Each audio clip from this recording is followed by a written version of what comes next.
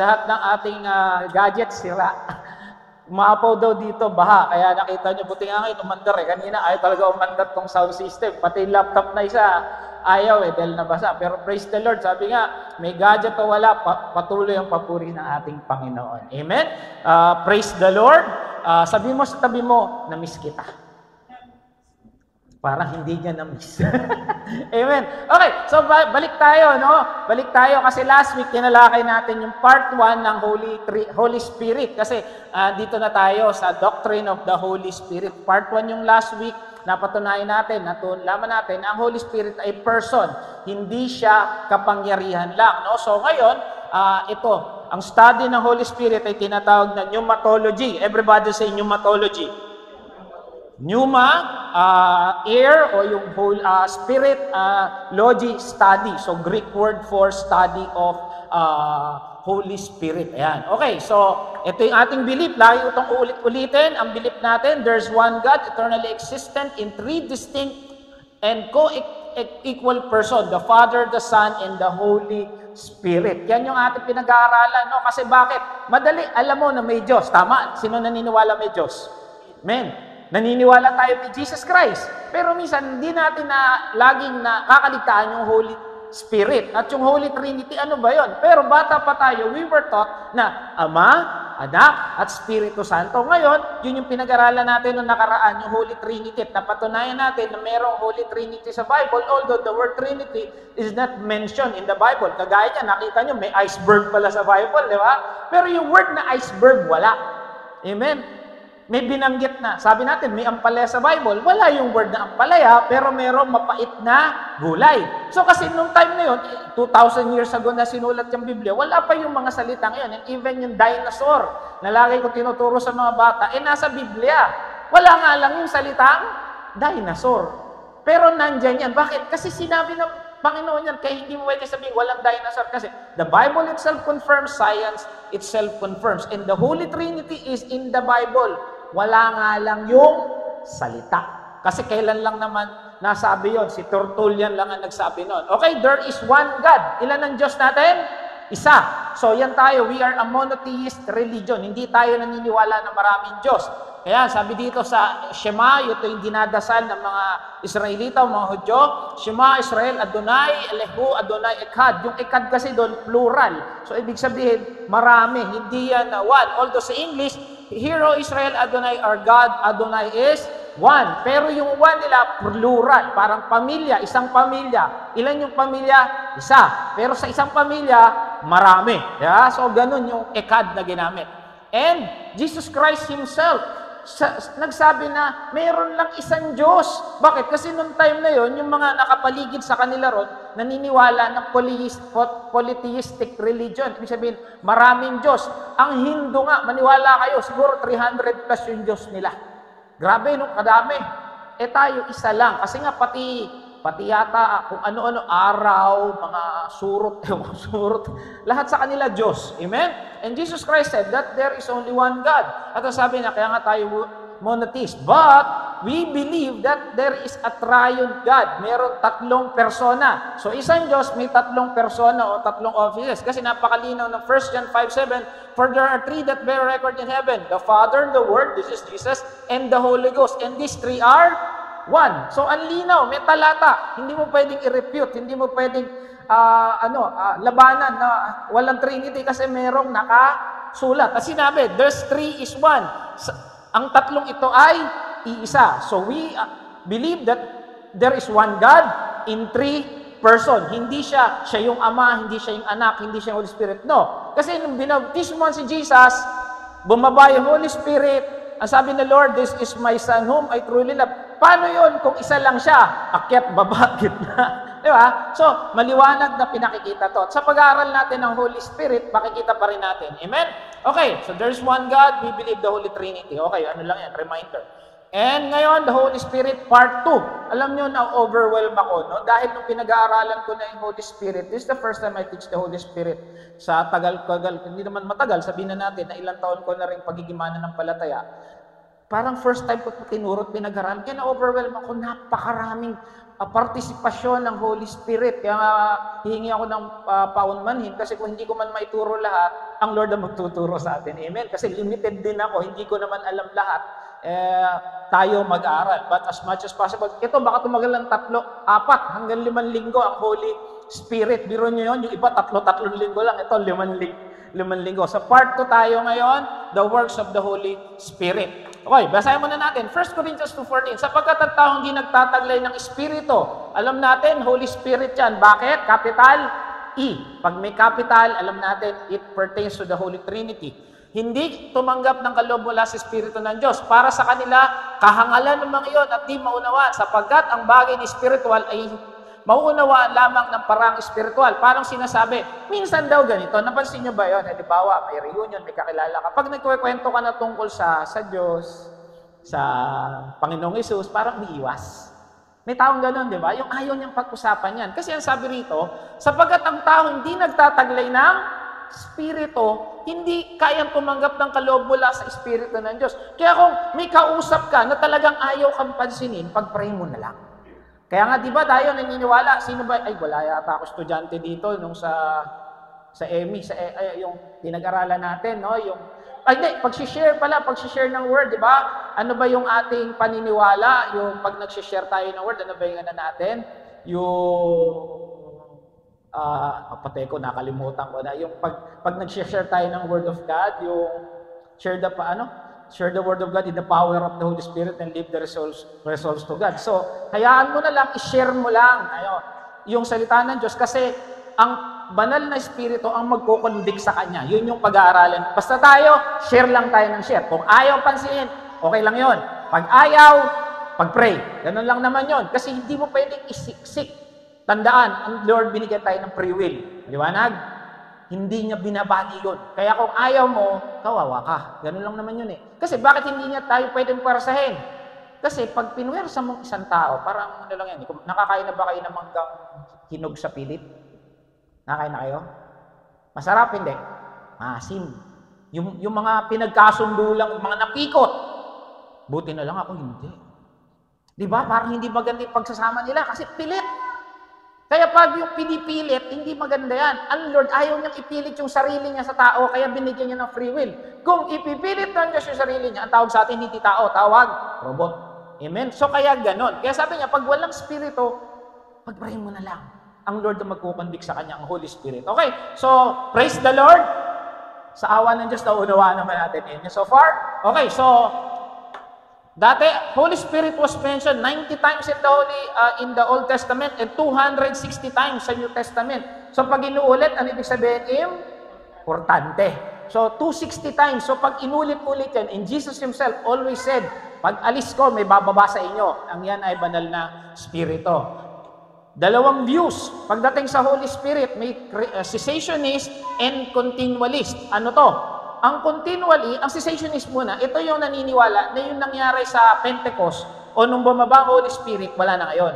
Ano yun? Speaking in tongues, laying of hands, yung mga ganyan. Wala na yan. Hindi na nagbibigay, hindi na nag-i-impart ang Holy Spirit ng ganyang kapangyarihan ngayon. Yun ang kanilang paniniwala. Kaya nga, cessationist. Cease, from the word cease. Di ba? Pag cease, hinto, ceasefire.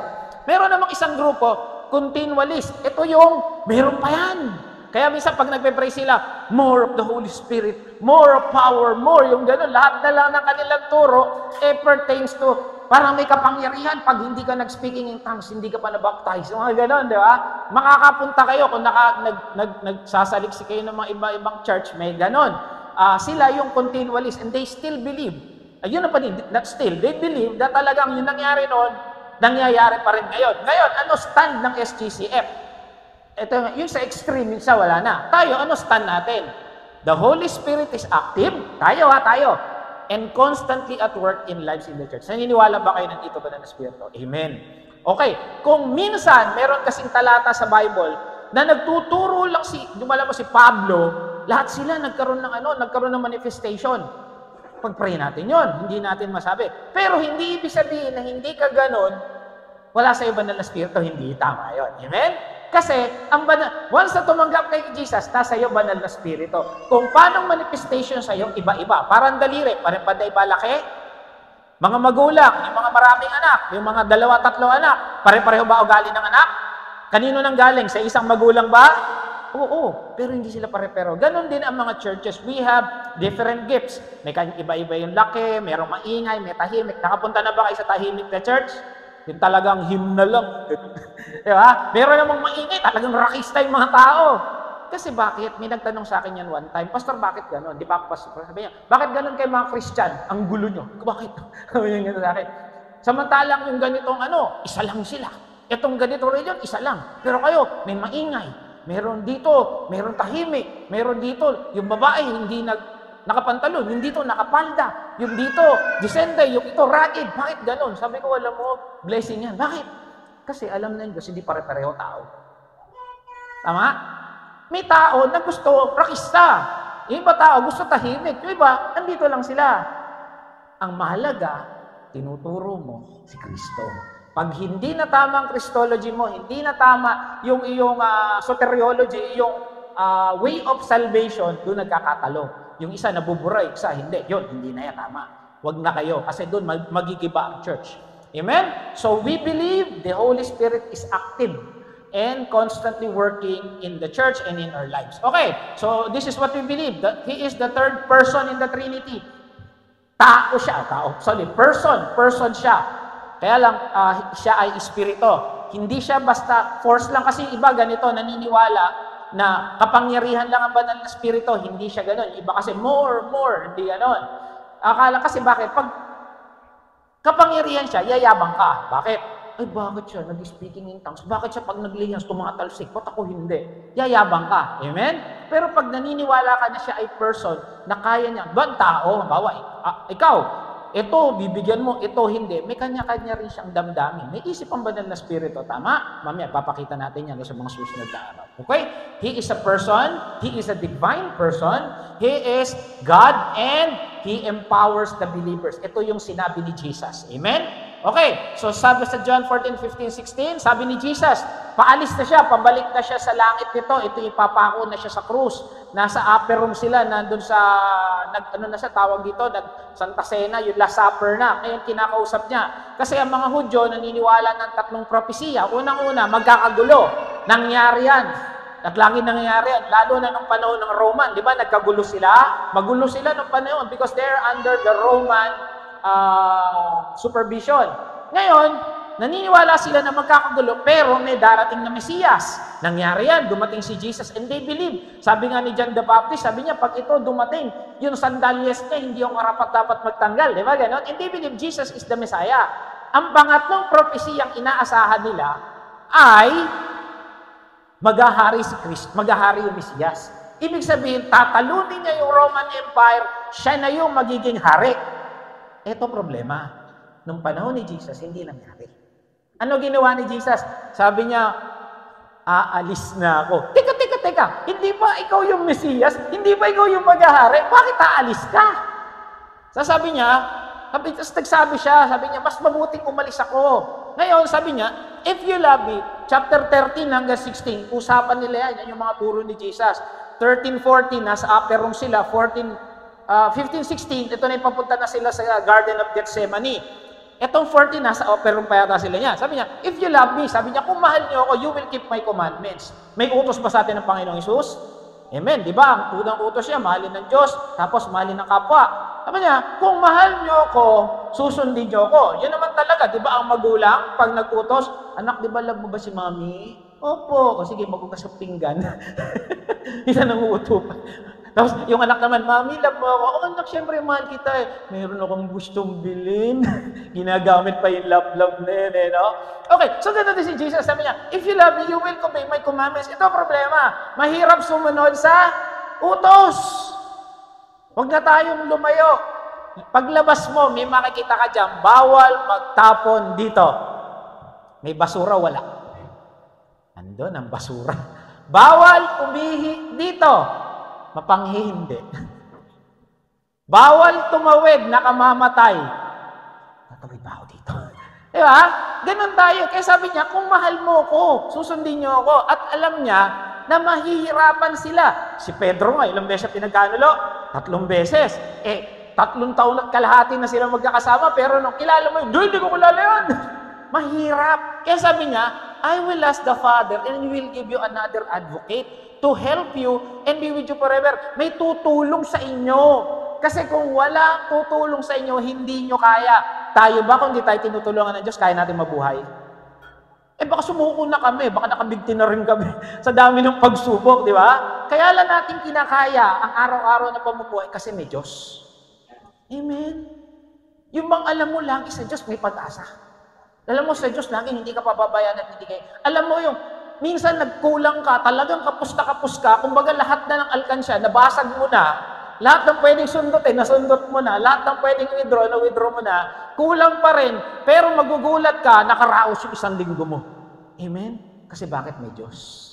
Kaya alam ni Jesus, yan sabi niya, I will ask the Father, He will give you another advocate to help you and be with you forever. Ito maganda. Tingnan natin sa Greek. Sabi ko nga sa inyo, sa Greek, yung isang word sa English, iba yung meaning. Kagaya niyan, di ba? Lagi ko sinasabi, sa English, yung rice, pag unlimited rice, hindi mo alam kung kanin o bigas. Punta ka ng, inasal. Unlimited rice, pagdating sa plato mo, bigas. Kasi hindi mo alam eh. Pero sa Greek, sakto yung meaning. Amen? Tignan natin ha. Yung another, sa Greek, meron dalawang ibig sabihin, heteros at alos. Everybody say heteros. Everybody say alos. Okay, ano yun? Yung heteros, ito yung another of different kind. Halimbawa, ganito. Bumili ko ng Jollibee hamburger. Ayan, sino gusto ng burger? Taas ang kamay. Ayun, mga bata nagtaas. Sabihin niya kay Pastor. Kakain tayo ng Angel's Burger. Unang kagat, tinapay lahat. Hindi, joke lang. Okay, so, bumili ko ng burger, Jollibee. Ngayon, hindi ako nasarapan. Sasabihin ko, heteros. Bibili uli ako ng burger, pero hindi na Jollibee. Burger King na. Burger ba yung bibili ko ulit? Jollibee ba? Hindi na. Ang ibig sabihin nun, heteros. Another of a different kind. Yung alos, ito. Ang alos, another of a same kind. Bawa, kumain ako Jollibee, nasarapan ako sa Champ. Sabihin ko kay Leonor, ibili mo ako ng alos. Alam na niya yon. Ang bibili niya, Jollibee, Champ pa rin. Another, syempre, wala na isang burger ko, gusto ko pa ng isa, pero same. Sabi nga ng mga Indiano, same. Yung parehong-pareho, yun yung alos. Yung isa, heteros, same, pero magkaiba. Okay? Yung isa naman, alos, same na same. Okay? Ang ginamit ni Jesus, alam niyo kung ano? Sabi niyo, balikan natin ha. And I will give you another advocate. Alam niyo ginamit doon? Alos. Ang sabi niya, magpapadala ko ng isa na katulad ko. So, ang Holy Spirit, parang si Jesus. Kung paano niya tinulungan yung mga disipulo, ganun tayo tinutulungan ni Kristo. Amen? Napansin mo ba, pag minsan lungkot na lungkot ka na, naiiyak ka, pag naiiyak mo na sa Diyos, lahat ng bigatin mo sa buhay, gumagaan ang pakiramdam. Kasi nandun yung banal na Espiritu. Kaya sabi niya, I will give you another na katulad ko. Same, sabi nga. Ngayon, ano yung advocate? Ang advocate, maraming meaning din yan. Pero ang isa dyan is, sa Greek, parakletos. Helper, advocate, ang ibig sabihin, comforter, intercessor, or one called alongside to help. So, ibig sabihin, magpapadala ako ng isa na katulad ko, nakasama nyo lagi, na magko-comfort. Ibig sabihin, nasa tabi nyo siya lagi. Kasi another, one called alongside, yung kasama mo lagi. So, yun ang Holy Spirit. Bakit? Ano raw ang function niya? To help. Kasi mahirap kayanin ang buhay sa mundo. Okay, tanong ko ulit, mahirap bang mabuhay sa mundo? Mga nanay, mahirap bang maging nanay?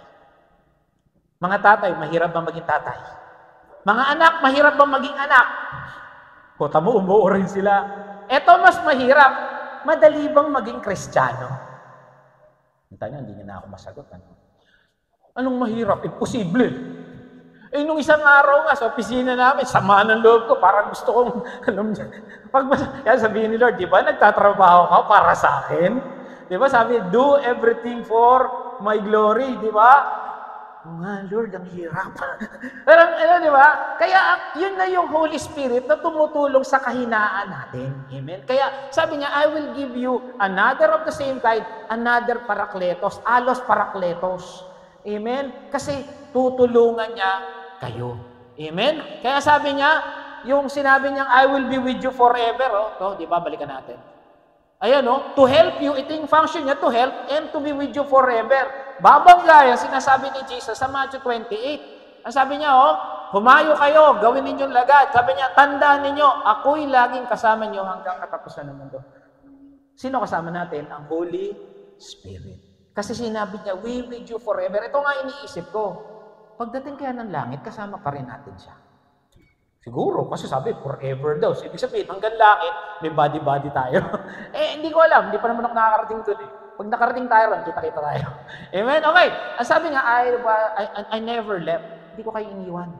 I am always with you. Di ba ito palang gaganda na yung kalooban mo, meron Diyos na lagi nagmamahal sa atin. Nasabi ko nga, ang anak mo, minsan aawayin ka. Yung asawa mo, minsan mag-aaway kayo. Kapatid mo, magulang mo, best friend mo, magkakasama kayo ng loob. Di ba ang sarap na pag umiiyak ka, alam mo, meron Diyos na nakikinig sa'yo. Alam mo na may Diyos na pag hirap ka na sa buhay mo, alam mo may Diyos na kumikilo sa buhay mo, magugulat ka, andyan yung blessing bigla. Di ba? Nangyayari na sa'yo. Lagi mo itong pinapaalala eh. Yung mga times na down ka, pero ngayon nandito ka, nakangiti ka pa. Bakit itinawid ka ng Diyos? Lahat tayo dito, meron pa totoo. Amen? Lahat tayo may patotoo na kung paano tayo iniligtas ng Panginoong Hesus. Kung paano niya tayo sinamahan. Dahil ang sabi niya, bibigyan ko kayo ng alos parakletos. Ang yun ang banal na Espiritu. Amen? Sabi nga, hindi kita iiwan, hindi kita pababayaan. Sabi mo, hindi ka iiwan ng Diyos. Amen? Okay. So, sabi niya rito, dito tayo ito yung ating pag-aaralan. Sabi niya dito, ulitin natin, when the advocate comes, whom I will send you from the Father, the Spirit of truth goes out from the Father, He will testify about me. So, ito pa isang function ng banal na Espiritu. Ang laging ipaalala si Kristo. Kaya lagi, pag tayo nagsasalita, lagi tayo nagtuturo, at kahit saan kayo pumunta ng church, dapat ang sentro, ang bida, hindi ang pastor. Ang sentro, ang bida, si Jesus. Kasi yun ang sabi, He will testify about Jesus, and He is the Spirit of truth. So, ibig sabihin, lahat ng sinasabi, dapat katotohanan tungkol sa Panginoong Jesus. Yun ang sabi niya, He will testify about me. So, lahat ng turo, lahat ng pasasalamat, lahat ng pagsamba, dapat kay Jesus. Amen? Kasi yun yung function, yun yung pinapaalala sa atin ng Holy Spirit. Ngayon, pag meron nagbubulong sa iyo, pag wala yung pastor, huwag kang mag-church, ha? Lalo na yung poging pastor, pag yun hindi nag-preach, huwag kang pupunta. Hindi banal na spirito yun. Iba yun. Dapat, banal na spirito lagi ang naririnig mo. Simple lang naman kung titignan nyo, no? Kung Holy Spirit yan, pag ang sinasabi niya, inilalapit ka kay Jesus. Ganun lang yan o nilalayo ka sa Diyos. Malalaman mo kung banal na spirito yan. Amen? Okay, sabi niya, His main mission is our mission. Ano ba mission natin? To make disciple. At ang mission ng Holy Spirit, magampanan natin yung mission natin. Amen? So yun yung mission ng bawat isa. Huwag maging konsumisyon. Sabi mo, huwag kang maging konsumisyon. Nagkatinginan na. Amen? Okay, works of the Holy Spirit, part 1. Okay, sabi dito, ito yung magiging verse na natin. Tatlo yun. Basahin ko muna, John 16:7-15. But very truly I tell to you, si Jesus sabi, malapit na siguro sila sa Garden of Gethsemane habang naglalakad. It is for your good that I'm going here. Sabi niya, kung mas mabuting umalis ako sa inyo. Kasi bakit? Si Jesus limited lang ng space, tama? Nandun lang siya. Kasama niya lagi disciples. But the Holy Spirit will be with us, all the Christians, tama? Lahat ng tatanggap may Holy Spirit. So, hindi lang tayo meron. Huwag niyo sasabihin na paglabas, ay, may Holy Spirit kami, kayo wala. Hindi ganun. Basta may Kristo, may banal na Spirito because He's omnipotent, omniscient, omnipresent. Okay? Unless I go away, the advocate, Parakletos, will not come to you. Pag hindi ako umakyat, hindi siya bababa. But if I go, I will send Him to you. Kita mo, nakakapital, Him. So, ibig sabihin, that's the Holy Spirit. When He comes, He will prove the world to be wrong about sin. So, ito yung tatlong function niya. Prove the world about sin, righteousness, and judgment. Medyo malalim tayo konti ngayon. About sin, because the people do not believe in me. About righteousness, because I'm going to the Father. Mamaya, balikan natin yan, ha? About judgment, because the prince of this world now stands condemned. I have much more to say, more that you can now bear. Sabi niya, marami pa akong gusto ituro, kaya lang hindi nyo kayanin. Kaya mas maganda yung Holy Spirit kasama natin kasi siya yung nagtuturo sa atin. Napansin nyo, minsan may tanong kayo sa Bible. Tagal nyo ng tanong kasi bigla na lang, yun yung tanong ko, nasagot. Kasi bakit? As you study the Word of God, sumasagot ang banal na Spirito. Amen? Okay. But when He, the Spirit of truth, comes, He will guide you in all the truth. So lahat ng tinuturo, dapat katotohanan because He is the Spirit of truth. Walang kasinungalingan, walang peke, dapat lahat legit. Legit dabar. Amen? He will not speak of His own. So ibig sabihin, ang nagsasalita dito, hindi yung Holy Spirit. Ang sinasabi niya, He will speak only what He hears, and He will tell you what He is yet to come. So, ang sinasabi ng Banal na Espiritu, yung sinasabi ni Kristo, yung sinasabi ng Ama, yun ang sinasabi niya sa atin. At ang sabi niya, sasabihin din ng Holy Spirit ano yung mangyayari.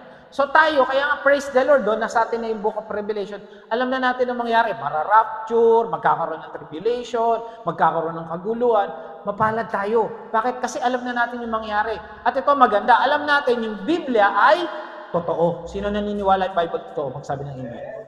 Totoo. Kaya pag sinabi sa Bible, kasi ang daming prophecy nangyari, ilan na lang yung hindi. Nasa church age kasi tayo.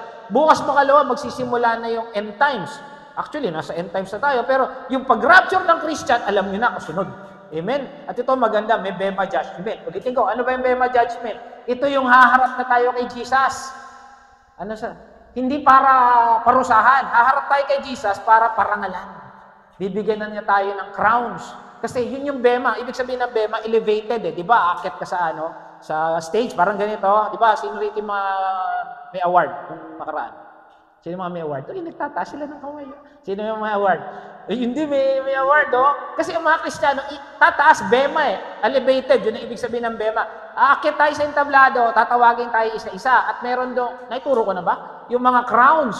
Kung ano yung mga nagawa natin. Hindi tayo aakit doon dahil hindi dahil niligtas natin yung sarili natin. Umakit tayo ron dahil i-award tayo ni Jesus base sa ginawa natin para sa kanyang kaharian. Amen? Okay, so He will glorify me because it is from me that He will receive what He will make you known. Sabi, lahat ng turo ng Holy Spirit galing kay Jesus. And all that belongs to the Father is mine. So tayo, di ba? Sino yung naglapit sa atin kay Jesus? Di ba ang Ama? Kaya ang galing yung Holy Trinity is at work sa salvation ng tao. That it is why I said, the Spirit will receive from me what He will make known to you. O, sino nagtuturo sa atin?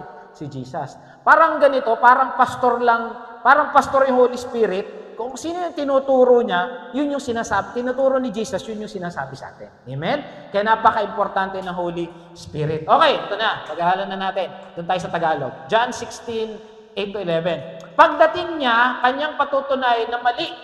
Sa English, convict ang tagasanlibutan tungkol sa kasalanan o sin, tungkol sa katwiran, righteousness, tungkol sa paghatol, judgment ng Diyos. Patutoy na yan tungkol sa kanilang kasalanan sapagkat hindi sila naniniwala sa akin. Okay, sabi dito, i-convict, mamaya titignan natin sa Greek yan, sa sin, sa righteousness, at sa judgment. Ano daw yung kasalanan? Sabi niya, patutunayan niya tungkol sa kanilang kasalanan. Ano yung kasalanan? Hindi sila naniniwala sa akin. Pansinin niyo, yung sin dito, balikan natin yung English Okay, dito tayo. Yung sin, plural, singular. Singular. Pag singular, marami, isa. Isa. Bakit hindi sinabi sins? Kasi sabi dito, He will convict the world, yung mundo ng kasalanan. Bakit? Di ba maraming kasalanan? Mangapid, magnakaw, magyabang, magsinungaling. Di ba? Ang dami. Pero bakit sabi, i-convict daw ng Holy Spirit ang mundo ng kasalanang isa. Alam niyo kung anong kasalanan yon? Balikan natin. Ito, patutunayan niya ang kanilang kasalanan sapagkat hindi sila naniniwala sa akin. Anong sin yan? Sin of unbelief to Jesus. Ikukonvict niya yung mga tao na maniwala kay Kristo. Tandaan, meron dalawang salita. Convict tsaka condemn. Pag kinukonvict ka ng banal na spirito, ibig sabihin nila, lapit ka niya sa Kanya. Convict. Nagkakaroon ka ng conviction na mali ka, magsisi ka, bumalik ka sa Kanya. Ang mundo ito ginagawa, condemn. Ito yung gatas na malapot. Condemn ba yun? Yung condemn, nilalayo ka sa Diyos. Ayoko nang mag-church, marumi ko. Ayoko nang mag-church, ang dami kong kasalanan. Ayoko mag-church, nahihiya ako. Kinokondemn ka ng mundo kasi lumayas ka, hindi ka karapat-dapat.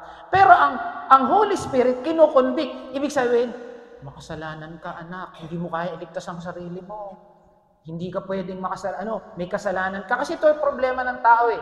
Minsan, ayaw nilang tanggapin na makasalanan tayo. Ayaw natin tanggapin na makasalanan tayo. Minsan ganun eh. Lalo na sa mag-asawa, ikaw kaya mali. Hindi ikaw sino nagsimula. Hindi ikaw.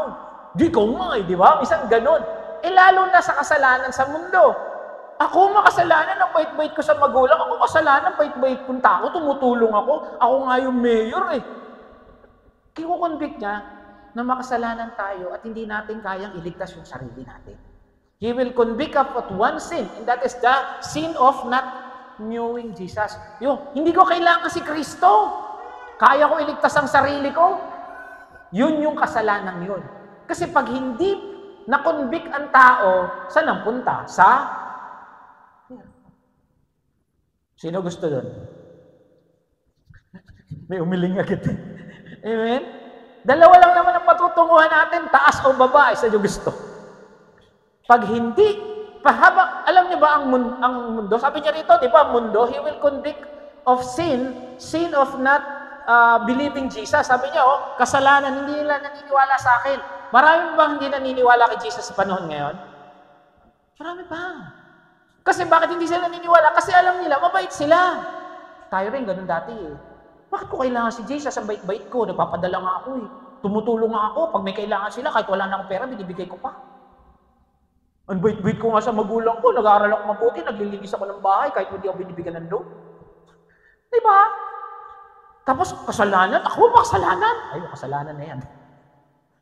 Minsan ganun, diba? Tayo mismo hindi natin matanggap na makasalanan tayo. That we need a Savior. Kasi unless na malaman mo makasalanan ka, hindi ka hihingi ng tulong. Minsan, ang tao ma-pride. Chicken. Hindi ko kailangan ng tulong ni mama. Mga ganun eh, no? Itinakwil nila ako. Kaya kong mabuhay. Kaya kong panagutan ng pamilya ko. Di ba ganun? Kaya ko. Hindi natin kaya. Unless we know that we are a sinner, we don't need a Savior. Tama? Pag hindi natin alam na tayo makasalanan at hindi natin kaya iligtas ang sarili natin, hindi natin kailangan ng tagapagligtas. Kaya nga si Jesus, He is our Savior. Kasi pag sinabi mo, hindi ako makasalanan, kawawa ka. Pag nalamin mo na makasalanan ka, tsaka ka lang hihingi ng tulong, hindi ko po talaga kaya. At ito mahirap. Minsan may mga tao, nalalaman nila yon, huli na ang lahat. Kaya minsan nga ito, sa totoo lang, minsan hindi ko masabing, mas okay. Mas okay pa yung nandito ka lang sa gitna ng buhay. Hindi ko sabihin nasa laylayan. Yun nandito ka, sabihin na natin nandiyan. Kasi itong mga taon to, o tayo, kailangan natin ng tulong. Pero hindi alam ng mga taong nandito, mas lalo nilang kailangan ng tulong. Bakit? Kasi may mga tao, hindi kayang sirain ng kahirapan. Tama, hindi. Sanay na tayo. Nung pandemya nga, nabibidyoke pa yung mga tao. Pag dumating ang ayuda, nagtotong it's eh. Ayun, ayuda. Tara, dali. Tawag sa tayo. Tapos, nung may dumarating ng ayuda, pag na tayo magtrabaho muna, day off, may ayuda naman eh. Pagkain pa rin, videoke na lang. Masayahin. Samantalang yung mga nasa alta sa syudad, ang taas ng bakod ng gate. Nakita na ba kayo na mayaman? Merong isang mayaman, di ko sabihin ko sino eh, yung kumpare ko. Diyan sa Santo Domingo. Alam niyo yung, di ba may street, ganyan, di ba may street? Yung isang bloke, bahay niya. Totoo to. Hindi ko masabi kasi I'm on the air.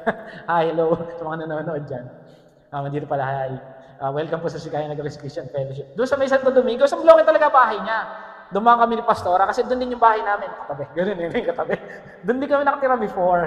Mga lugar na mayaman. Sabi ko, pag ikaw may-ari niyan, 3 lang kayo nakatira. Ikaw, isa mong anak. Biro mo nakatira yung kwarto, nandito ka. Yung compare ng kwarto nandito, magta-tricycle ka pa sa loob ng bahay. Pero totoo to, ganun kalaki yung bahay niya, yung lote niya. Mamaya, tanungin niyo ako, pag off there tayo, sino? Isang bloke bahay niya, isa lang yun sa bahay niya. Ganun siya kayaman. Tapos ang taas ng niya, may gwardiya, siguro yung niya, may electric, tapos may Doberman, may German Shepherd. Tapos siguro may alarm siya, tapos yung pera niya nakabol, pero hindi pa rin nakakatulog. Kailangan niya ng sleeping pills. Samantalang yung bahay na walang bakod, nakabukas pa, tulog na tulog ganyan. Di ba? Minsan, mas malaki problema nung may pera eh. Kasi iniisip nila paano dadami yung pera, tsaka iniisip nila, baka manakawan sila.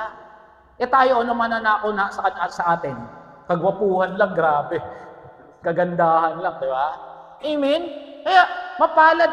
Kaya nga, di ba, sabi niya, blessed are those who didn't see but believe. Tayo yun. Kasi yung mga yun, praise the Lord nga ngayon, meron ng isang church, yung CCF, puro mayaman nandun. Yung mga kumpare ko nandun. Amen? Okay, so sabi niya, kasalanan, hindi nila naniniwala sa atin. Patutunayan niya tungkol sa katwiran niya. So, okay, so isa-isa na natin, ha? Doon ako naging ahid. Ayan. Okay, patutunayan niya ng tungkol sa kanilang kasalanan sapagkat di sila naniniwala sa akin. Of sin because they do not believe me. The Holy Spirit will convict the world of sin of the... Etong kinukonvict dito, unbelievers. Sabi ko nga, sin of unbelief. Masyado pala akong advance. Meron pala akong slide. Okay, sabi dito, convict. Ito na, Greek niya, elenko. Parang Chinese lang. Ito, ang dami niyang meaning, pero ito ang gagamitin ko, to expose. So yung Holy Spirit, He will expose the world of sin. Ipapakilala niya sa mundo na hindi mo kayang iligtas ang sarili mo, kailangan mo si Kristo. Yun ang trabaho ng banal na Espiritu. Na hindi natin kayang mabuhay, hindi natin kaya magmuntang biyaheng langit. Pero praise the Lord tayo, kaya ba natin sabihin biyaheng langit tayo? Kasi bakit? Alam natin, hindi natin kaya talagang pumunta rin. Makakarating lang tayo dahil sa ginawa ni Jesus. Amen? Pag mayaman kasi nga, paano papunta rin? Sakay tayo shuttle. Nabalitaan niyo yung gustong pumunta sa ilalim ng dagat, Tatay Nick? Nabalitaan niyo, magkano binayad? 2 milyon? Malaki, milyon yung hinalaga nila sa mga 12 million pesos or dollars ba? Di ba nanghiram sa atin? Ganong karami binayad nila para mapuntahan lang yung Titanic. Hinahanap si Jack tsaka si Rose. Wala naman to si Jack tsaka si Rose. Nabuhay si Rose, di ba? Amen. Kaya lang ang nangyari, namatay. Yung iba naman, nagpupunta sa kalawakan. Meron ng yung si Elon Musk. Nagpupunta. Eh, ang Kristiyano, saan pupunta? Sa langit. Libre. Kasi bakit? May Jesus. Dito tayo nagbayad. Si Jesus ang nagbayad para sa atin. Sino mas mayaman? Tayo. May nagbayad. Sabi nga sa atin, we are more than conquerors. Ayan, no? Gagamitin natin to expose. Pinapaintindi ng banal na Espiritu ang kamalian ng kasalanan. Sabi nito, Romans 3:23, kabisado natin lahat, sapagkat ang kabera ng kasalanan, sapagkat ang lahat ay nagkasala at walang sino man nakaabot sa kaluwalhatian ng Diyos. Lahat tayo nagkasala. Kasama sila, kasama tayo, lahat. Kaya lang tayo naligtas dahil kay Jesus. Amen? And we know that we are sinners. Sabi sa Romans 6:23, ang kabera ng kasalanan ay kamatayan para tayo nagtuturo dito ng evangelism. Amen? And remember, the Holy Spirit convicts of the world of sin, not condemning. Tama, nauna na naman ako. To bring them back to repentance. Ang repentance, ang Greek word nun, metanoio. Ang repentance, hindi umiyak, Lord, sorry, patawarin mo. Ang repentance, alam niyo, totoong repentance, tinalikuran mo yung kamalian mo. Hindi nag-iiyak ka, naghalupasay ka, pagtayo mo, tongkits ka uli. Hindi yun. Dati nga, nung sa amin to sa dating, meron kaming altar calling, pag nag-layans, talaga tumatalsik. Talaga iyak ng iyak, pas pagdating sa labas. Secret, walang clue. Hindi yung naslain ka, hindi yung naglulupasay ka at nag-iiyak ka. Ang totoong repentance, yung tanilikuran mo ang kasalanan mo. Kagaya nung sinabi niya sa yung babae, nangangalun niya, sabi niya, may bumato ba sa'yo? Wala po. Ako rin, hindi kita i-convict. Sabi niya, hindi kita i-condemn. But stop sinning. Yun ang pinapaalala sa atin. Kaya convict kasi ibabalik ka. Pag condemn, ilalayo ka. Ang ginagawa ng Holy Spirit, ibinabalik ka sa Diyos para magsisi ka sa kamalian mo. Amen? Luke 15, ito yung pinaka-typical story. Alam niyo na to, yung prodigal son. Di ba may isang anak? Sabi, there was a man who had 2 sons. The younger said to his father, Father, give me a share of my estate. So he divided his property between them. Ang laking kasalanan ito. Bakit? Buhay pa yung ama mo, hinihingi na yung mana. Kung sa panahon natin, masakit to, halimbawa, yung anak ko, Dad, bigay mo na sa akin yung milyones ko. Anak, pasensya na, wala akong milyones. Ganun. Pero siya, parang sinabi, mamatay ka na, akin na na-share ko nung panahon nila. Pero ang ginawa ng ama, binigay. Ganun kabait yung ama. Ano gawin? Not long after, the younger son got together all he had and set off to a distant country. And there, he squandered. Ibig sabihin, hindi lang nilustay, nagpakasama, nagpakasalaula. Kasi Hudyo to Paano natin nalamang nagpakasalaula siya? Tingnan natin. After I spent everything, there was a severe famine in the whole country and began to be in need. Ito, tandaan, hindi natin alam ang mangyayari bukas. Kagaya ito, ang yaman-yaman. Gutom. Hindi natin alam mangyayari bukas. Sino nakakalam na magkakaroon ng pandemya? Wala. Di ba? Pero nagkaroon. Pero si Lord, alam niya, pinakain tayo 3 beses ang araw. Amen? Ganun din yung nangyari dito. Nagkaroon ng pandemya. Sabi niya, siguro walang nagbigay ng ayuda. Kaya naghirap siya. Kaya sabi niya, so he went and hired himself out to the cities of the country who sent him to his field to feed pigs. Tandaan, ano to? Hudyo. Sa Hudyo, marumi ang baboy. Ayaw nila ng baboy. Ito, sobrang hirap, sobrang gutom, kinain niya lahat ng kanilang nakasanayan. Anong ginawa niya? Nagpapakain na siya ng baboy. Nandun siya sa baboyan. Hindi ginagawa ng isang Hudyo yun. Kasi ayaw nila ang baboy. They considered yung mga pig na napakarumi niyan. Kasi sa Torah, yung ganun, yung hoops, alam mo yung hoops, may mga marumi. Pero siya, dahil sobrang hirap niya, kinain niya yung pride niya. At ang kinakain na raw niya, he longed to fill his stomach with the pods of the pigs. Kinakain niya kaning baboy. Sino na rito na kumain ng kaning baboy? Wala pa naman. Sino kumain ng baboy kagabi? Amen.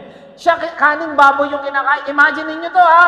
Talagang mayaman siya, naghirap, kumain na ng kaning baboy. Hudyo siya, sabihin natin sa panahon natin, royalty. Maganda ang balak, maganda ang kutis, talagang mistiso, tisoy. Nakikita niyo ba? Hindi, di ba? Amen. When he had come to his senses, said, how many of my father's hired servants have to food to spare and here I am starving? Sabi niya, nung naalala niya, ito na, nagre-repenta siya, yung tatay ko, kahit katulong, busog. Samantalang ako, wala. Ano sabi niya rito? I will send out and go back to my father. And sabi niya, babalik na ako. Nagkakaroon na ng repentance. Makasalanan? Oo. Pero, nalaman niya, kailangan niya yung tatay niya. Amen? Father, ito sasabihin niya, Father, I've sinned against heaven and against you. Nagkasala ako sa langit. Una langit, una Diyos. At sa'yo. Sabi niya, hindi na ako karapat dapat na tawagin mo kong anak. Utusan mo na lang. Ganun na niya binabay sa sarili niya. Bakit? He repented. Nagbago ng isip. Hindi siya umiyak, hindi siya nag-atungal. Ang nalaman niya, makasalanan siya. Yun yung repentance, yun nabago ka. Kaya nga hindi niya napapansin pag nagtuturo ako, mula nung naging Kristiyano ka, ano nabago sa'yo? Amen? Huwag mo na kayo sumagot sa akin, on air tayo. Pero ang totoong Kristiyano, may binago kasi binabago tayo ng Diyos. Amen? Dati worry ka ng worry. 3 beses ang araw, nag-worry ka. Ngayon, 2 na lang. Very good yun. Bukas makalawa, 1 na lang yan hanggang mawala na yan. Diba? Binabago. Dati mura ka ng mura. Breakfast mo, mura. Puro Bank of the Philippine Island. Diba? Tanghali, umaga, mura. Ngayon, merienda na lang. Okay yun. At least binabago ka. Sabi nga, we are going to sanctification. At ganun yung nangyari sa kanya. Kaya sabi niya, he got up, went to his father, while he's still long way off, his father saw him. So nung parating siya, malayo pa lang, nakita na siya ng tatay niya. Ibig sabihin, yung tatay niya nagbabantay sa kanyang pagbabalik. Amen? And ano ba ginawa? He ran to his son. Nung panahon nila, ang mga matatanda, hindi tumatakbo, nakautupo lang sa trono yan kasi sila yung mga minamanuan. Meron ba kayo, inabot yung ba yung mga lolo nyo, yung mga lolo nyo? Di ba yung mga lolo, pag pumunta ka sa lolo, talagang ulo. Kasi kaawaan ka ng Diyos, anak, kumain ka na dyan. Di ba ganon? Kami ganon eh. Sarap magluto ng lola ko, kaya namimiss ko. Tapos pag uuwi ka pa, may pera pa. Matanda, hindi sa salubong. Ito sinalubong. Ano sabi? He ran to his son, threw his arms around him, and kissed him. Yung kiss niya, pinaghahalikan niyan. Saan siya nagtrabaho? Sa babuyan. Kinain niya kanin, masarap, mabango. Pero ang ginawa ng tatay niya, hindi pa sinabi, ew. Walang ganun. Ang sabi ni Yakap, pinaghahalikan. So parang picture yan ng Diyos na hinihintay lang yung pagbabalik natin. Amen? Hindi tinignan ng Diyos, ano ginawa mo? Nagkasala ka. Walang ganun pagdating sa Diyos. Ang gusto ng Diyos, bumalik lang tayo sa Kanya. Amen? Hindi na sabihin, ikaw mamamatay tayo, ikaw sinungaling ka, ikaw ganyan ka. Walang ganun. Alam nyo, sino ang ganun? Tayo. Pag nagkasala tayo, baway, anak natin, ikaw bata ka, pag bumabalik ng sorry, mami, ano, sorry, mami, laba! O, di ba, minsan ganun. Opo, yan na. Di ba? Sino na napadapa dito ng bata? Gusto pa ba pinapadapa bata ngayon? Mga tatay, pinapadapa pa ba mga anak ngayon? Pinapadapa ito pa? Hindi na. Ako nung pinapadapa ako eh. Matalino lang ako, meron ako padding. Totoo. Pastor, napadapa ka ba ng tatay mo? Ako napadapa talaga. Napadapa ako. Ako napadapa ako. Takot na takot sa sinturon eh. Isang tingin lang sa akin, uwi na ako eh. Amen? Pero ito hindi. Hindi siya nanisi. Hindi niya sinabi, Bartolina ka anak. Hindi. Yakap ang binigay ng Diyos. And this is the picture of God waiting for us to come back. Mamaya may papakita ko sa inyo. Amen? Okay. So, sa Romans 2:15, they show the requirements of the law and written on the hearts. Their conscience. Sabi mo, Pastor, kahit naman wala pang Kristo, may konsensya. Oo, meron. Bakit may konsensya ang tao? Di ba kahit naman hindi pa Kristiyano, may konsensya na? Di ba? Tama? Kahit nung hindi pa tayo Kristyan, may konsensya na tayo. Di ba meron pa commercial? Ako ang yung... Hindi ko inabot yun. Nakita ko lang sa YouTube kayo inabot yun. Di ba yung meron? Ano ba yung sabon ba yun? Safeguard? Ito mo, inabot mo. Hindi, joke. Di ba? Ako ang yung konsensya. Alam nyo bakit ganun? Na parang may konsensya ka? Tsaka, ang tao ito, totoo. Kahit mga taong bundok, naniniwala may Diyos. Kasi bakit? Sabi ni Blaise Pascal, isa tong mathematician pero Christian, sabi niya, there is a God-shaped vacuum in the heart of every man which cannot be filled by any created thing, but only God, the creator. Parang ganito, nung ginawa tayo ng Diyos, paano tayo ginawa ng Diyos? Kumuha siya ng alabok at hiningaan. So yung pneuma o yung spirito ng Diyos, nasa atin. Naputol lang yan eh. Di ba? Pero nasa atin. Kaya merong parte ng ating puso, buhay at pagkatao, na ang pwede lang magpuno, ang Diyos. Pansinin ninyo, pag hindi Kristiyano, anong hinahabol? Fame. Kasikatan. Pag nakuha na kasikatan, kayamanan. Kasi, o kaya kagandahan. Kaya puro pagpapabatak eh. May nakita na ba kayo? Hindi na makatao. Kasi puro batak na. Yung pusod nandito na. Yung pusod pala nandito. Kala mo, chin. Nandito na. Hindi, pusod ko yan. Kababatak. Kasi gusto puro paganda. Papogi. Kasi akala nila yung mga bagay na yun na magpapasaya. Pag napangasawa ko ito, ang saya-saya ko na. Nung napangasawa, binubugbog siya. Pag napangasawa ko ito, ang ganda-ganda ito. Nung napangasawa niya, hindi niya mapaglaba. Akala ng tao, akala natin, yung mga bagay na magpupuno sa ating pagkatao. Yung iba naman, ganito, magstana na tayo. Kasi mapukumpleto lang ako pag magkasama na tayo. Hindi totoo yun. Si Jesus lang ang magpupuno sa atin. Amen? Kasi there's a God-shaped vacuum that only God can fill. At pag natagpuan mo na si Kristo, kumpleto ka na. Amen? Yun yung katotohanan. Bakit? Kasi ginawa tayo ng Diyos sa Kanyang hininga. Binuhay niya tayo sa Kanyang hininga. Hindi tayo galing sa unggoy. Tignan mo yung katabi. Huwag mo naman tawanan. Amen? Okay, kaya sabi niya, magsisi kayo at magbalik loob sa Diyos. Sino rito na nagsisi at nagbalik sa loob sa Diyos? Amen? Tayo yun. Tayo mga tumanggap kay Kristo. Remember, sino yung kinukonvict ng Holy Spirit? Yung mga unbeliever. Hindi na tayo to. Pero kung hindi ka matanggap kay Kristo, ikaw to ngayon. Pero tayo, praise the Lord, I hope and I pray, lahat tayo tumanggap kay Jesus. Sino rito tumanggap kay Jesus? Magsabi ng amen. Amen. So hindi na tayo to. Kaya nga pinapakilala rin ng banal na Espiritu that we are saved by grace through faith and it is not from yourselves, it is a gift from God. Sinasabi ng Holy Spirit yan, ang problema ito, maraming mixture. Tumanggap kay Kristo, pero gawin mo to. Bago ka magligtas, kailangan mag-share ka 100. Kailangan meron kang 12 disciple bago ka maligtas. Meron bang ganun? Di ba? Kung ano-anong pakulo ang ginagawa nila. Para maligtas ka, dapat ang damit ng babae. Lampas hanggang ganun. Tapos mahaba ang buhok. Kung hindi, magagalit ang Diyos, buburahin ka. Ha? Hindi ganun ang Diyos.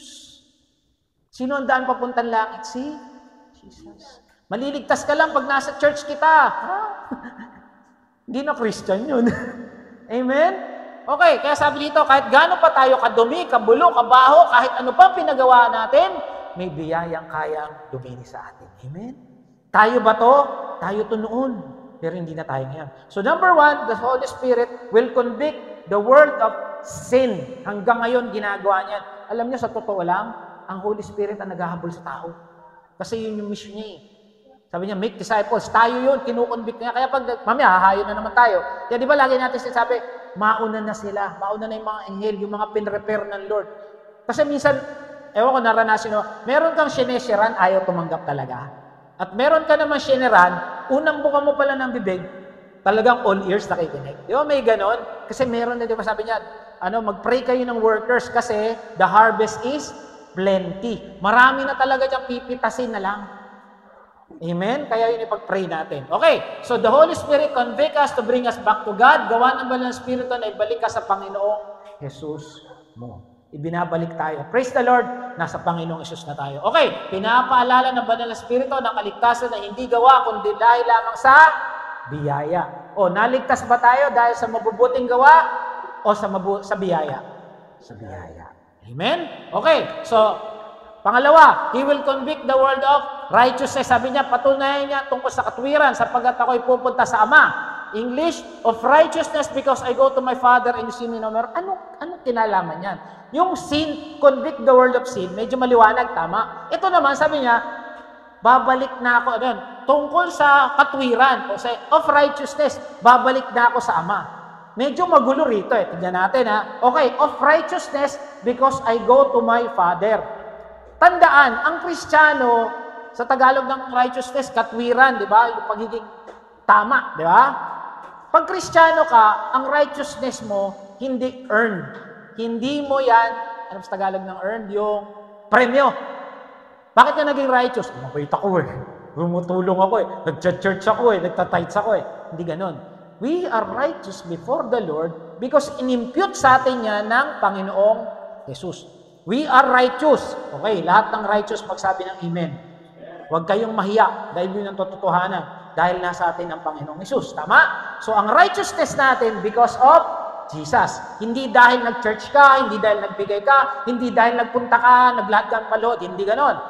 Binigay ang righteousness dahil sa ginawa ni Jesus sa krus ng Kalbaryo because of the finished work of Christ in the cross. Okay, maliwanag yun. Ngayon sabi niya rito, of righteousness because I go to the Father. Ano to? Okay, tignan natin. The Holy Spirit will convict the believers. Believers, take note, believers. Kasi minsan, ang believers, akala nila, o tayo, na kaya tayo naligtas, hindi, nag-church ako. Minsan ganun tayo. Makapag-church nga. Isa pa, makapag-pray nga. No.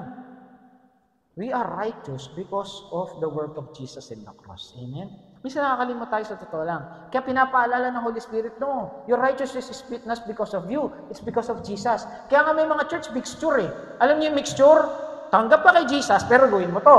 Kaya nagkakaroon yung righteousness sa ginawa niya. Bakit ka nakarating ng langit? Nagbenta ako 1,000 ticket. Di ba may ganon? Hindi ganon. We are righteous because of Jesus. Okay, 1 John 2:12, 2:1. Okay, liwanag. My little children, makinig, these things I write to you, sabi ni Juan, so that you may not sin. Sino kausap? Believers. Sabi niya, sinasabi ko sa inyo to para hindi kayo magkasala. Okay, pastor, di ba hindi na nagkakasala ang Kristiyano? Tama at hindi. Tama dahil tayo ay triune being. Ano yung tatlong parte ng tao?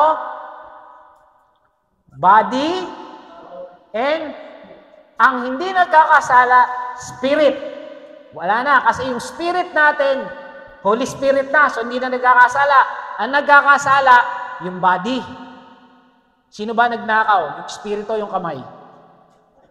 O, tamo yung kamay, alam niya. Sino nagmura? Yung spirito, yung bibig? Bibig. Sino nagkakasala? Yung body. Diba? Body, soul, spirit. Kaya nga sabi ni Pablo, naglalaban ng aking kalooban. Sino yung kalooban? Yung soul. Kasi yung soul na nagpa-process. Yung soul, ano yung tatlong parte ng soul? Review tuloy ako bigla. Sino? Nakakaalam. Tatlong parte ng soul. Naku, nakalimutan na. Ano yun? Mind, will, and emotion. Asan ang emotion? Nasa body, soul, or spirit? Soul. Ayan. Inaway ka ngayon. Asan ang emosyon? Nasa soul. Yung espiritu ng Diyos, pagpasa Diyos mo na lang yan, iha. Ang body, uupakan ko na yan. Nagtatalo sa emosyon, tama? Bawa mag-asawa, nag-away. Dumating, ang gulo-gulo ng bahay, walang pagkain. hindi siya slow to speak, naging quick to anger. Ano ka ba naman, maghapon ka sa bahay, wala kang ginawa, nagugutom na ako. Yung babae, may ginawa pala, syempre, body, nagsalita. Yung spirit, naman, hindi mo pa alam yung paliwanag niya. Hindi, gutom na ako. Sino nagutom? Body, soul, o spirit? Body. Yung emotion, nag-aaway yan lagi. Yung asawa pala, hindi ako nakapagluto, masama pakiramdam ko, may trangkaso kayo. Nasaktan mo asawa mo? Bigla kang binusa ng malamig na tubig. Kaya sabi ni Pablo, naglalaban lagi ang aking kalooban. Because naglalaban yung spirit mo na hindi nagkakasala at yung body na gustong magkasala lagi. Amen? Kaya naglalaban. Kaya pinapaalala ng banal na spirito yung righteousness.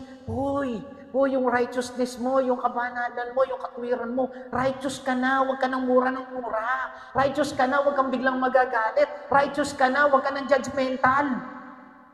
Sino judgmental dito? Huwag niyo akong tignan. Kanina ka pa, pastor, pogi ka ng pogi. Amen? Naglalaban yan. Kaya pinapaalala, okay, ito na. Alam niyo, ang buti ng Lord. Tignan natin, ha? Ang advocate dito, Parakletos na naman. Kanina, yung Holy Spirit, Parakletos, because He is beside us. Ngayon, ang sabi dito, si Jesus, yung ating advocate. Ang sabi dito, ayan, no? Pero pag nagkasala kayo, if anyone sins, nakita nyo, plural, singular. Plural, marami na. Ito na yung mura, pagsisinungaling, basta lahat na yan. We have an advocate. Sino na to? Si Jesus. With the Father. Kasi hindi mo ito sasabihin Holy Spirit. Bakit? Kasunod the Father Asan ba Holy Spirit? Nasa atin. Asan si Jesus? Nasa katabi ng Ama. With the Father, Jesus, ito sinabi na pala Jesus Christ the righteous. So yung righteousness ni Jesus, inimpute lang sa atin. So ang totoong righteous, si Jesus. Kaya pinapaalala sa atin of righteousness because I go to the Father. Okay, ano ngayon yan? Nagkakasala ba Kristiyano? Oo. Yung ating body, yung soul, naglalaban lagi yan kasi nandun yung mind, will, and emotion. Gagawin ko kaya to, gagawin ko to. Kaya naglalaban lagi yan. May battle lagi. Ang totoong battle, nasa battle ng isip, nasa battle ng puso. Kaya nga merong libro Battlefield of the Mind. Minsan, di ba, gusto mo na magmura, gusto mo nang, isa naman, gusto kong bumait, pero di ko magawa. Di ba, nasa Diyos ang awa, nasa tao ang gawa. Gusto ko, di ba, may ganun? O tama, napakanta pa akong bigla. Di ba, totoo hindi. Brad Joel, pag may nagbayad, ano gusto mong gawin? Di ba? Naglalaban, pero, di ba, kakailangan niya ng pera. Di ba? May ganun Okay, ang sabi dito, meron, pag nagkasala ka, may advocate na nandun sa Ama. Tignan natin, Sino yung righteousness? Si Jesus. Tayo naging righteous dahil lang kay Jesus. Okay, tignan natin, helper, Parakletos. So, meron tayong advocate, si Jesus. Kung advocate natin ng Holy Spirit, advocate din natin ng Holy Spirit. Ang ginamit naman dito, yung advocate dito, saan nyo naririnig ang advocacy? Di ba sa mga parang yung mga Miss Universe? Anong advocacy mo? World peace. Thank you for that very good question. Di ba? Ganun pa. Di ba? Tapos world peace. Tapos yung mga advocate, nakita nyo sa mga law office. Tama? Di ba? Mga capiral and advocate. Di ba? Ganun, mga law office. Ang lumalabas si Jesus dito, parang ating abogado. Tignan natin, Okay. Jesus Christ is our advocate. So, Parakletos, ang Holy Spirit, Parakletos din si Jesus. Okay. Asan si Jesus? Ito. Asa si Jesus? Pakibasa mo na. 1, 2, 3.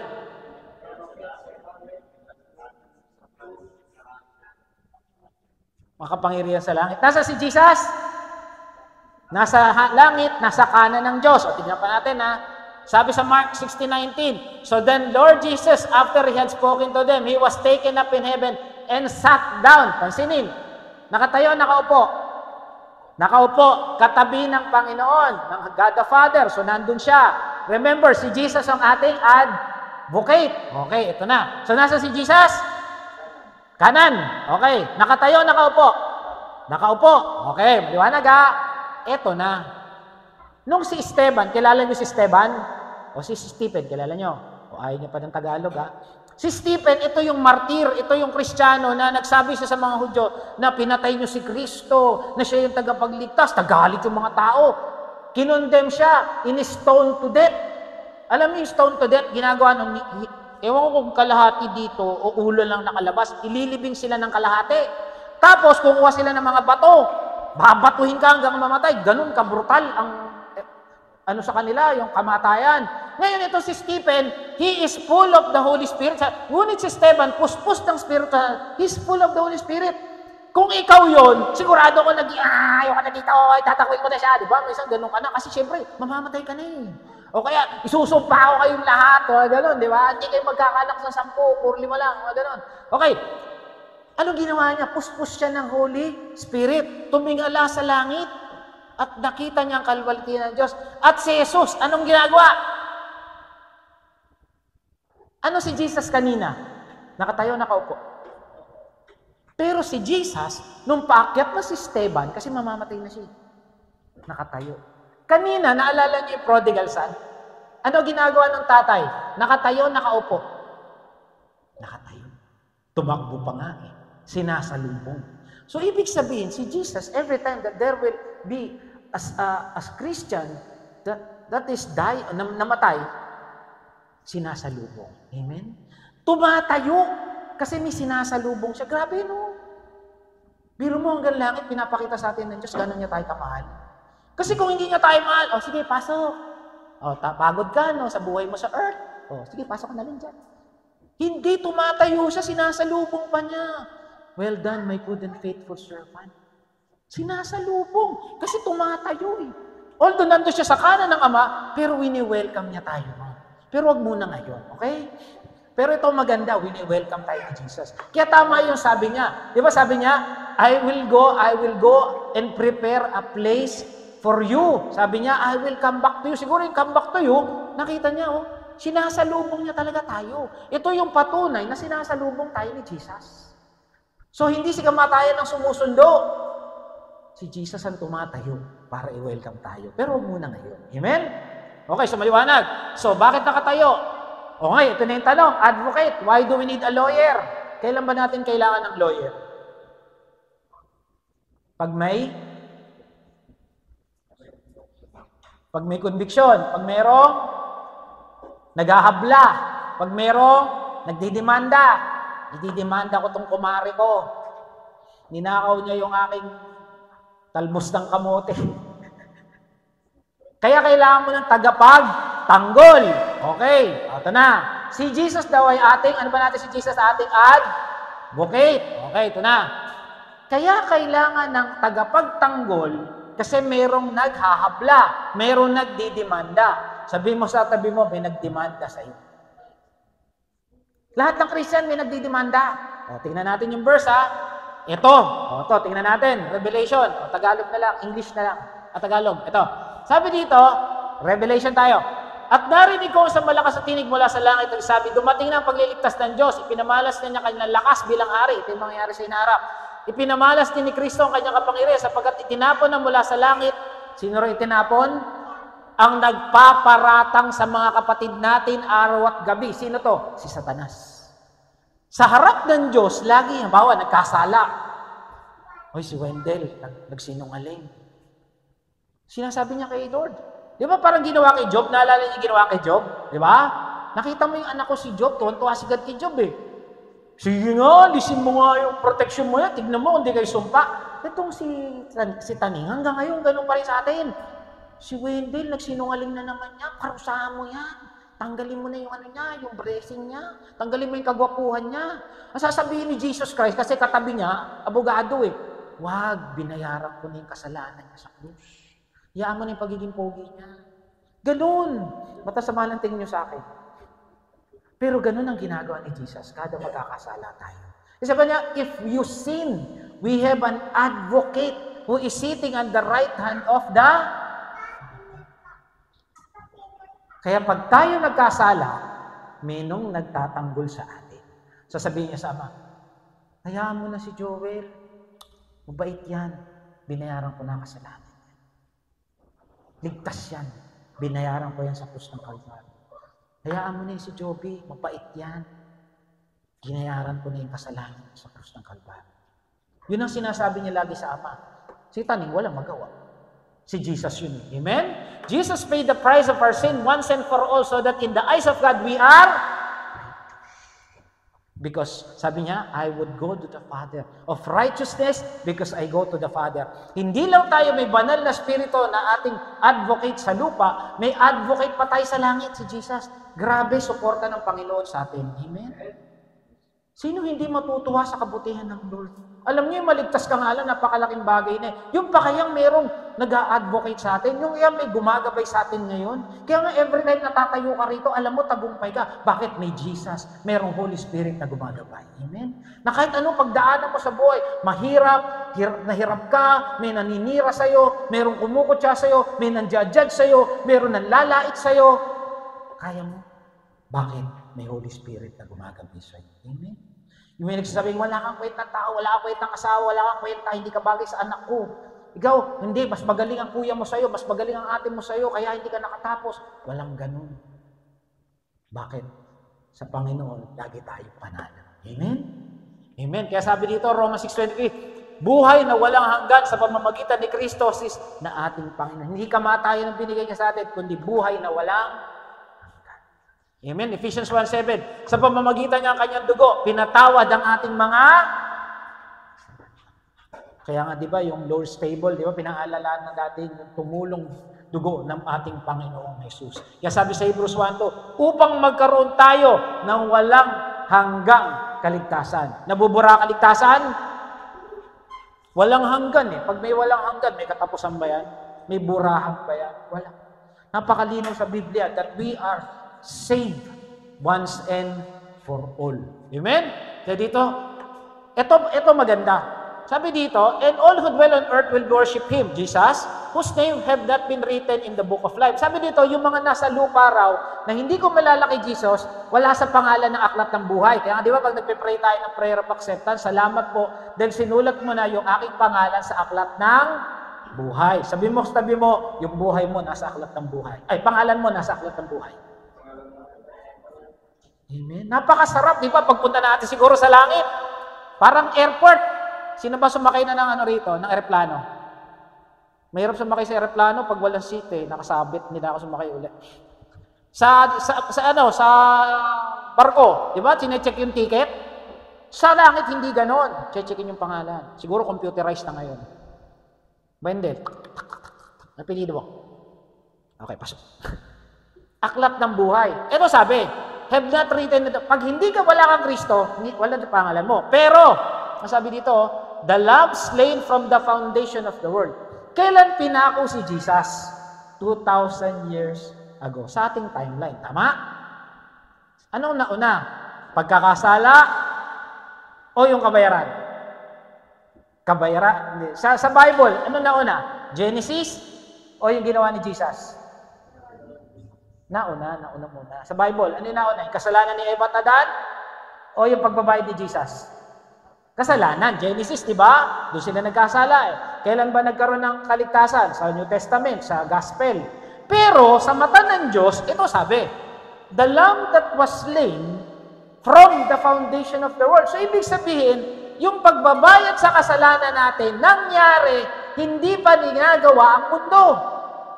Meaning, hindi pa ginagawa ni Eva at Adan yung kasalanan nila, bayad ka na. Ulitin nyo the Lamb that was slain, kailan pinatay? From the foundation of the world. Sino yung pinatay? Si Jesus. Pinako sa krus ng Kalbaryo, o paano man yun, hindi ko alam. Basta nangyari yun sa timeline ng Diyos, hindi pa ginagawa ang sanlibutan. Ibig sabihin, nauna ang bayan, bago yung kasalanan. Ganun tayo kamahal ng Diyos. Amen? Jesus paid the price before He created you. Bago ka nagsinungaling, binayaran na niya. Hindi ka pa tumatanggap kay Jesus, tumanggap ka na kay Jesus. Hindi pa nagkakasala si Eva at Adan, bayad na yung kasalanan niya. Hindi pa nga ginagawa ang mundo, wala pang in the beginning, bayad ka na. Amen? Ganun tayo kamahal ng Diyos. Sabi mo, mahal na mahal ka ng Diyos. Pag binabasa mo nga ang Bible at nire-reveal ng Holy Spirit sa atin, nung nagbabasa, tanong mo kay Pastora, hindi ko matapos-tapos to. Kasi dapat isa to eh, meron tang acronym. Wala akong acronym na yun. Kasi ang haba pa lang. So sabi ko, Praise the Lord kasi tinuturo sa atin. Amen? The Holy Spirit is reminding us not to sin, but if we sin, we have an advocate, Jesus, who paid the price of our sin. So, ibig sabihin, pag nagkasala ka, bayad na. Ito, tanong. May lisensya ba ako sa pagkakasala? Galing parang bago ko sumagot, magbabalik dabas. Hindi yan. Galing, tumutunog mag-isa, high-tech. Oh. Sabi ko kasi, tanong. Ito, tanong. May lisensya ba tayo sa pagkakasala? Mangangalon niya na lang ako, binayaran na ni Jesus eh. Di ba? Magsisinungaling na lang ako, bayad na pala ako eh. Pwede pala ako magnakaw. Kahit pala ako magnakaw, binayaran na eh. Kasi di pa ako nagkakasala, binayaran na eh. Tama? Pwede yung mentality mo, ganun. Kasi bayad ka na eh. Sa bata ng Diyos, bayad ka na. Hindi mo pa ginagawa yung kasalanan mo, bayad ka na. Kaya ang tanong, lisensyado ka bang magkasala? Isip. Ito, sabi dito, ang tunay na tumanggap sa Panginoong Hesus ayaw magkasala. Tama? At hindi gagawin lisensya ang biyaya na meron siya. Okay. Ito, narinig ko to kay Bishop Emmy. Saan tayo inahalin tulad? Sa tupa o sa baboy? Tupa. Ang tupa ba dumudumi? Dumudumi siya, tama? Pero ayaw niya na marumi siya. Nakakita ka man ng tupa, naglublob sa putikan. Walang ganon. Pero nadumihan siya. Ang baboy, sang gusto sa putikan. Kasi tigaron siya. Ano ibig sabihin? Ang tao magkakasala, pero ayaw niya ng... Sabihin natin, ang Kristiyano magkakasala, pero ayaw niya magkasala. Tama? Sino ba rito gustong awayin ng asawa? Gera yan. Tahimik ang bahay. May lumilipad lang minsan. Sino rito gustong awayin ng anak? Sino rito gusto mong pinapagalitan palagi anak mo? Sino rito gusto kaaway ang magulang?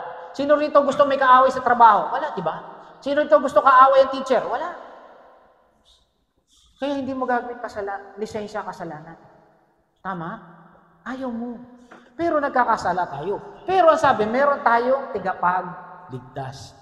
Kaya sabi sa Titus 2, for the grace of God has appeared that offers salvation to all people. It teaches us to say, pag nagagalit ka na, anak, huwag kang magalit. Anak, huwag kang magsinungaling. Anak, huwag mong kunin yan. Hindi sa'yo yan. Amen? Teaches us to say no to ungodliness and worldly passion, to live self-controlled, upright, godly lives in the present age. Ano daw yun? Yung grace ng Panginoon.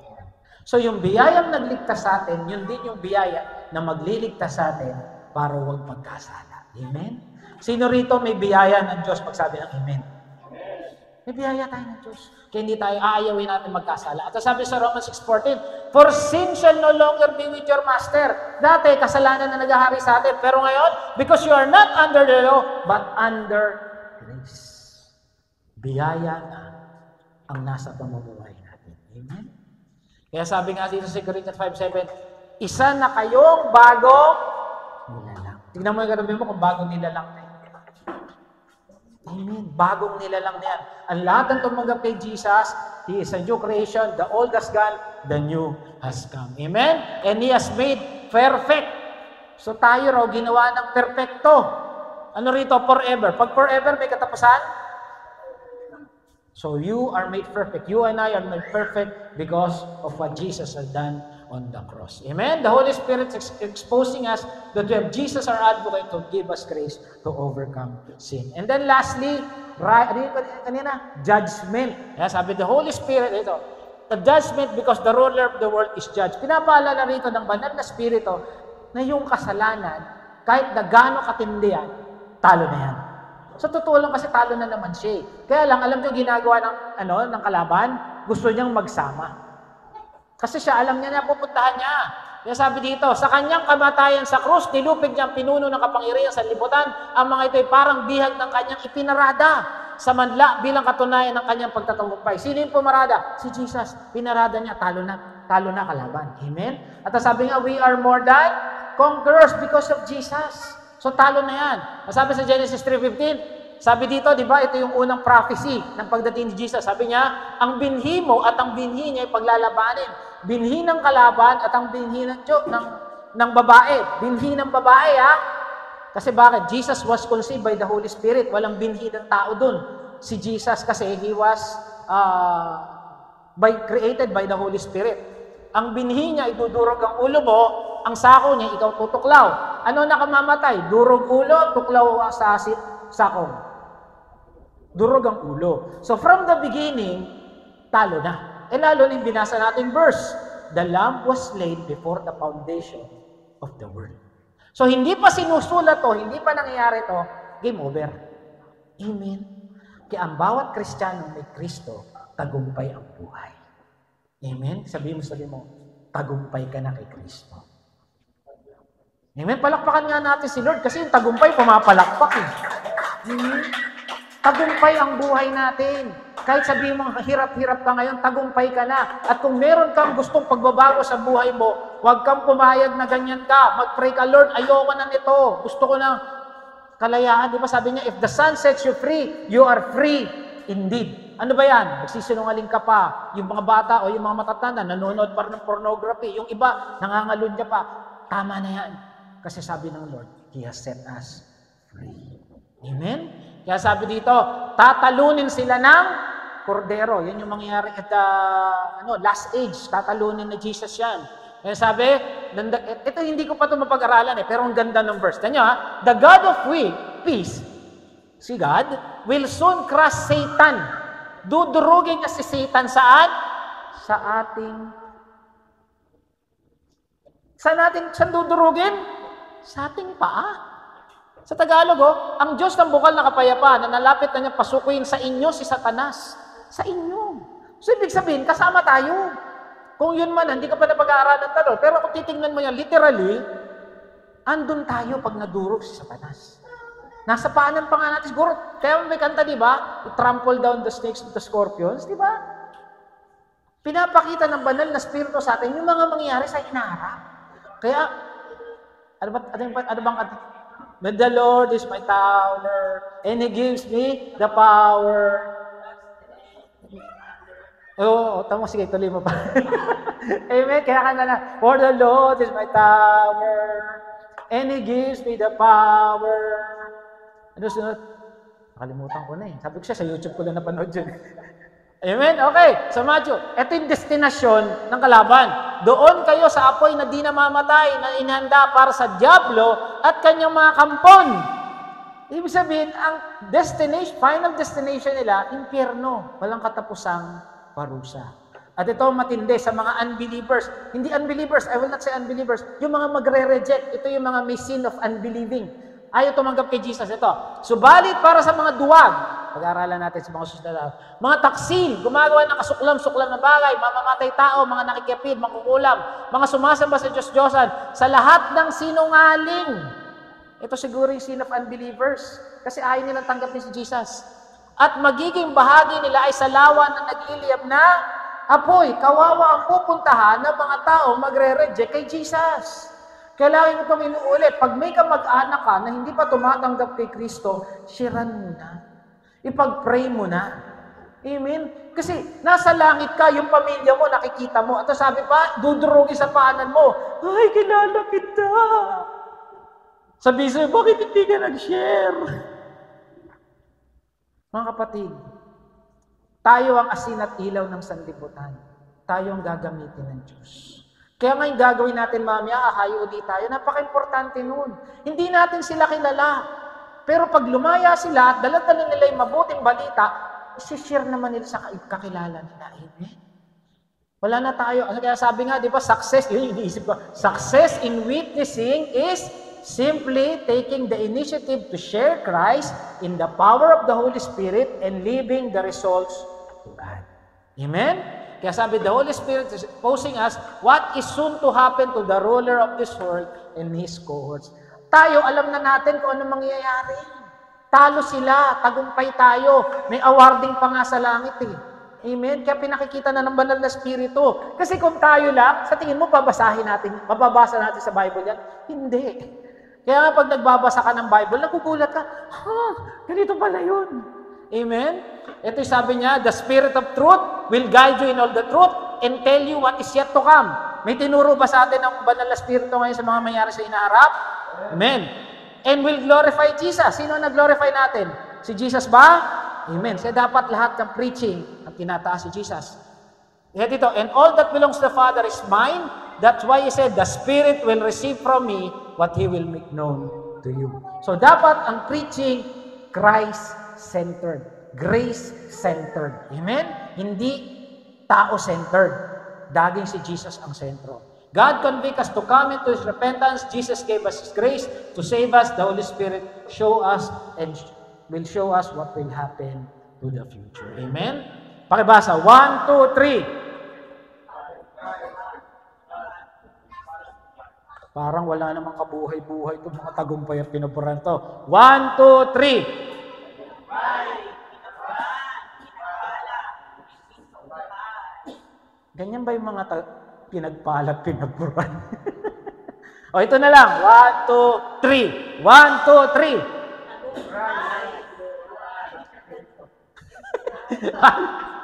1, 2, 3. In Christ, you are charito. Yun na lang para maikli. Nakabahan kayo ba? Lahat ng charito, magsabi ng amen. Lahat ng pinagpala ng Lord, magsabi ng amen. Lahat na nagagalak dahil may banal na spirito, magsabi ng amen. Amen. Tayo, palakpakan natin Panginoon. Sige, tayo muna. Dakilang Ama, salamat po, pinupuri ka namin. Salamat po sa banal na spirito.